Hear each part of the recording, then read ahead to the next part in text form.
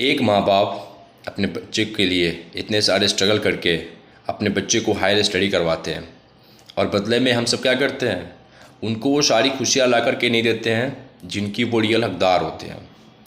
ठीक है, एक ऐसा ही स्टोरी एक ऐसी गांव की है जहाँ पे कुणाल नाम का व्यक्ति रहा करता था। कुणाल जो था बचपन से बहुत ही गरीब परिवार से बिलोंग करता था। उसका एक बेटा था जिसका नाम प्रेम था।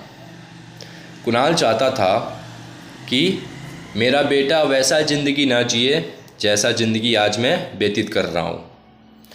कुणाल चाहता था कि मेरा बेटा पढ़ लिख कर बहुत ही बड़ा आदमी बने। उसने अपने बेटे का नामांकन आसपास की छोटे से शहर में उसने नामांकन करवा दी। जहाँ तक उसने मैट्रिक तक की पढ़ाई उसने वहाँ पे कंप्लीट कर ली। मैट्रिक तक की पढ़ाई कंप्लीट करने के बाद कुणाल चाहता था कि प्रेम यहाँ पे नहीं रुके और ये आगे स्टडी के लिए बड़े बड़े शहर में जा कर के वहाँ पे स्टडी करे।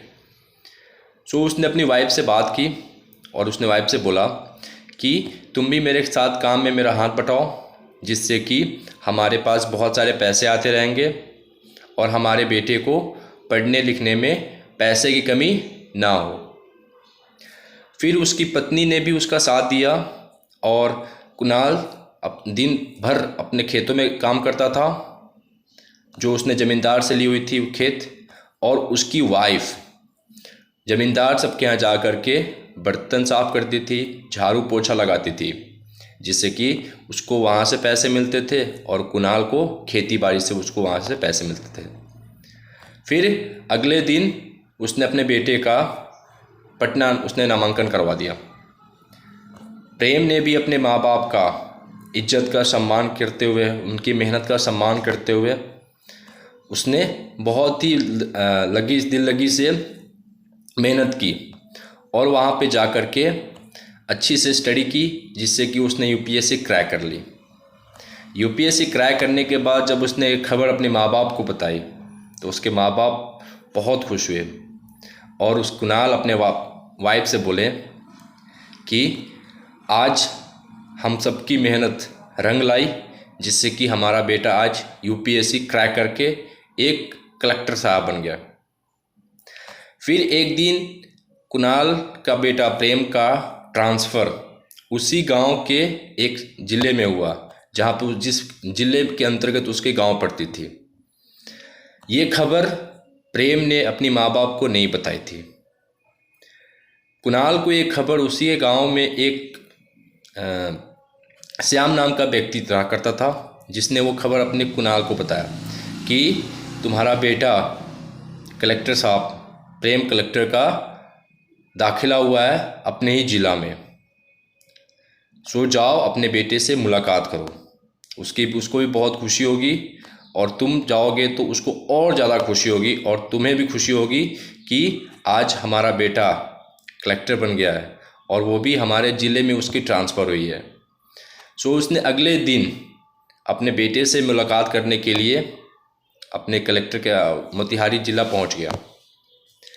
मोतिहारी ज़िला जैसे वो पहुंचा तो वहाँ पे उसके कुछ सिपाही ने उसको अंदर जाने से रोका और उससे पूछने लगा कि तुम हो कौन और तुम अंदर क्यों जाना चाहते हो, तुम्हारी क्या समस्या है। तो कुणाल ने बोला कि अंदर मेरा बेटा बैठा हुआ है, जाके कलेक्टर साहब से बोलो कि उसका पापा आए हुए हैं उससे मुलाकात करने। फिर उसके जो गार्ड थे उसने देखा कुणाल की वेशभूषा। कुणाल की वेशभूषा जो थी वो बहुत ही गंदे गंदे कपड़े में थी। उसने बोला कि उसको वहाँ से लात मार के वहाँ से उसको बेदखल कर दिया। फिर अगले दिन वो वहाँ गया तो एक कोई और वहाँ पे गार्ड था, जिसने उसकी अर्जी को उसने लिख करके उसके बेटे के पास वहाँ पे पहुँचा दी। जब उसका बेटा उसके अंदर से अपने बाप के पास आया तो उसने बाप को पहचानने से इनकार कर दिया। वो क्यों इनकार किया?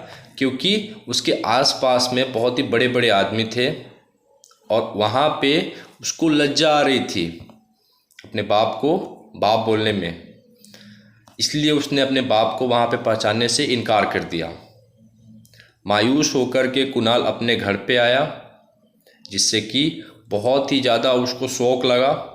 शौक़ क्यों लगा? कि जिस बेटे को आज मैं पढ़ा करके इतने अच्छे काबिल लायक बनाया, आज वही हमें पहचानने से इनकार कर रहा है। और घर आकर के वो और उनकी उसकी वाइफ दोनों फांसी लगा करके मर गई। ऐसी नौकरी का क्या जो आपको इस काबिल बनाया, इस लायक बनाया कि आप दो चार पैसे कमा सको, अपने पैर पे दम पे कुछ हासिल कर सको। आज जो आपको उस लायक बनाया, आज आप उसी को पहचानने से इनकार कर रहे हो। मेरे भाई, ऐसा मत किया करो। रिस्पेक्ट योर पेरेंट्स और रिस्पेक्ट करो।